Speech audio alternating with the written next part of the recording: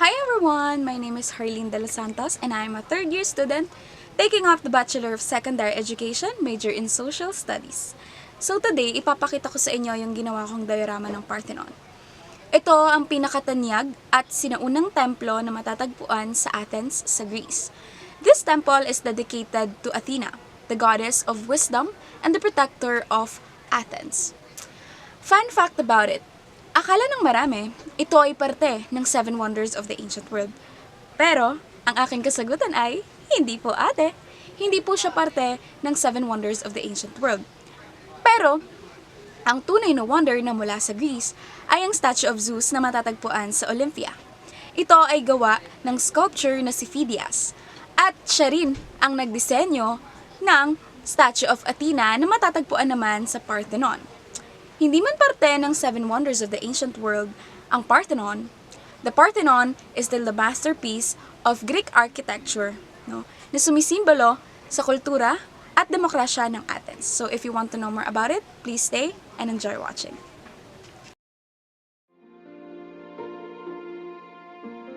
Ang Parthenon ay isang malaking templong itinayo sa Acropolis ng Athens noong 447 to 432 before Common Era. Ang pangalan nito ay galing sa salitang Griego na Parthenos o Parthenon na ang ibig sabihin ay birhen. Kaya ang buong pangalan nito ay Temple of Athena, Parthenos o Parthenon. Ipinagawa ito ni Pericles, isang statesman at leader ng Athens, bilang project para ipakita ang lakas at kayamanan ng Athens pagkatapos ng Persian Wars. Ang mga arkitekto nito ay sina Ictinus at Callicrates, habang si Phidias ang gumawa ng disenyo at ng napakalaking statue ni Athena sa loob, gawa sa gold at ivory. Bukod sa pagiging templo, nagsilbi rin itong treasury ng Delian League, isang pondo ng mga lungsod-estado sa Greece, kaya simbolo rin ito ng kapangyarihan ng Athens. Ang Parthenon ay isang Doric-style peripteral temple. Ibig sabihin, pinalilibutan ito ng columns. May 8 columns sa harap at likod at 17 naman sa bawat gilid. Total of 46 columns. Kahit Doric ito, may halong Ionic features tulad ng continuous frieze sa loob ng peristyle. Sa bubong, may 2 triangular pediments na tinatawag. Ang unang pediment ay ang East Pediment, na nagpapakita ng kapanganakan ni Athena mula sa ulo ni Zeus. Ito ang pediment na nasa harapan ng Parthenon. Samantalang ang West Pediment naman ay nagpapakita ng paligsahan ni Athena at Poseidon kung sino ang magiging patron ng Athens. Sa paligid ng templo, may 92 metopes na may iba't ibang eksena ng labanan. Sa south side, makikita ang Centauromachi. Ito ay labanan ng mga tao at centaurs. Sa north side naman ay makikita ang Trojan War. Sa east side naman ay ang Gagaintomachi o labanan ng mga Diyos at higante. Samantalang sa west side ay ang Amazonomachy. Ito ay labanan ng Griego at Amazon women. At sa loob naman, may Panathenaic frieze na nagpapakita ng malaking parada na ginagawa tuwing Panathenaic Festival bilang parangal kay Athena. Ginawa ang Parthenon hindi lang bilang tahanan ng statue ni Athena, kundi bilang political at cultural statement din. Sinasabi nito na Athens is powerful, rich, and guided by wisdom. Ito rin ay nagsilbing lugar ng panalangin, offerings at pagdiriwang ng Panathenaic Festival. Kaya ang Parthenon ay hindi lang simpleng gusali. Ito ay ang puso ng Athens noon at simbolo ng demokrasya at kultura ng mga Griego.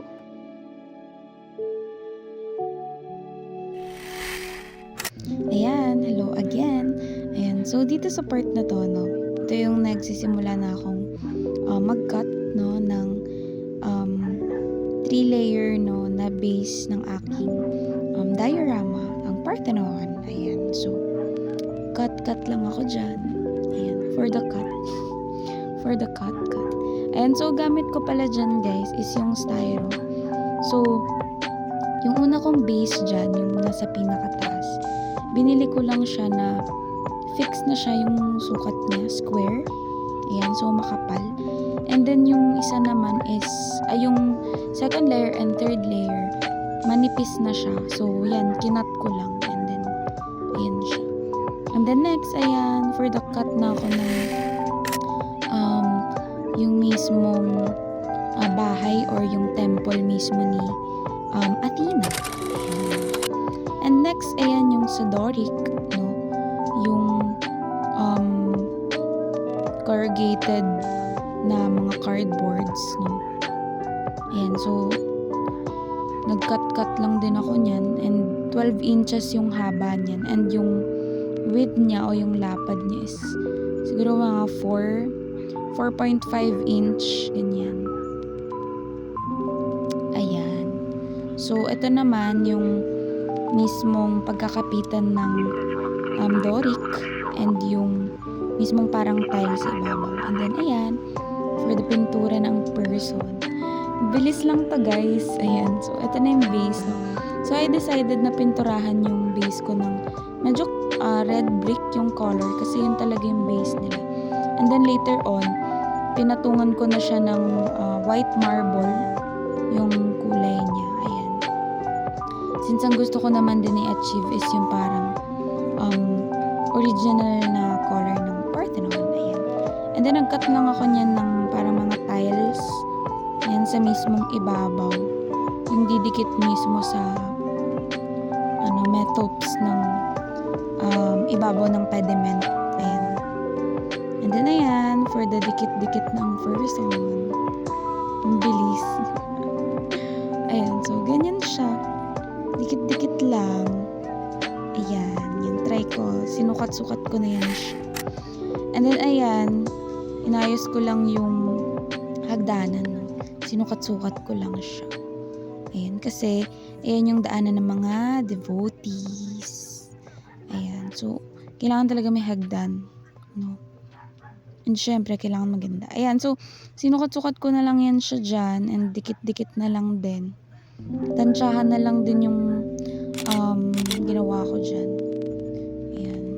And then next ito na yung part na ginagawa ko ng impediment no, ng Parthenon.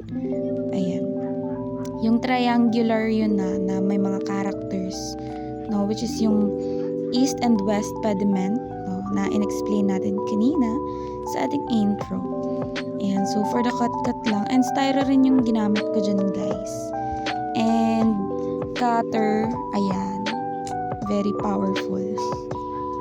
Ayan, tinatansya ko na lang siya kasi nga tawag dito, hindi rin naman exact yung mga sizes yun. So, tensyometer na lang tayo, kutob-kutob na lang, gano'n. Ayan, and then kinulayan ko na rin siya, pininturahan ko na rin siya. Ayan, so for the pintura na lang ako dyan. And yung color niyan is medyo red-brown yung kulay niya. And ito, hindi ko na siya na-videohan kasi hindi pala naka-play yung camera. Ayan, so ito yung gagamitin ko para sa title. Yan, yung i-display ko mismo. Yung title ng aking diorama, which is the Parthenon. Ayan siya. And so, nag-cut out lang ako dyan ng letter. So, nag-print muna ako. And pumili lang ako ng font na gusto ko. And if I'm not mistaken, Greek font ata yan. Yung ginamit ko yan. Edit ko lang siya sa Canva and print out ko. And then, kinat ko yung letter and then binakat ko siya sa styro. And then, yun.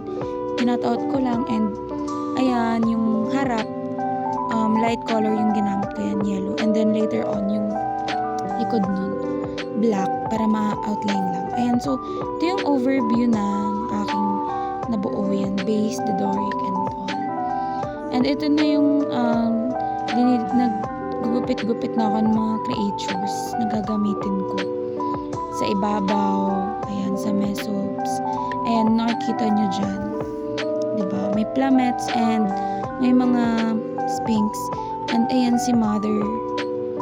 Tinulungan akong magdikit ng artificial grass, no, para naman maganda rin, no, yung presentation ng ating Parthenon. And then this is it, guys. This is the final look of my diorama. Ayan.